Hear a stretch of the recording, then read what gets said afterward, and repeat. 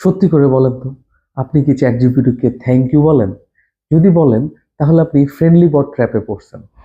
Research বলে মানুষ AI কে 4 ভাবে ট্রিট করে। নাম্বার 1, ফ্রেন্ডলি বট, যেখানে আমরা প্লিজ বা থ্যাঙ্কস বলি আউট অফ কার্টেসি।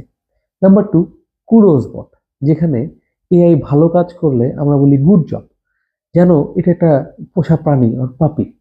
নাম্বার 3 হলো কসপ্লে বট, যখন আপনি এআই কে বলেন অ্যাক্ট লাইক এ ডক্টর বা act like my teacher, it response like that. and the last part and most weird part হচ্ছে লাভ বট, যেখানে মানুষ এআই এর সাথে ইমোশনাল রিলেশনশিপে জড়ায় পড়ে। মনে রাখবেন, এআই কিন্তু মানুষ না, এটা জাস্ট ম্যাথ আর প্রবাবিলিটি। কিন্তু আমাদের ব্রেইন এটা মানতে চায় না। আপনি কোন লেভেলে আছেন, ফ্রেন্ডলি নাকি love bot? Share this with someone who talks to AI, and follow AI UX School for more.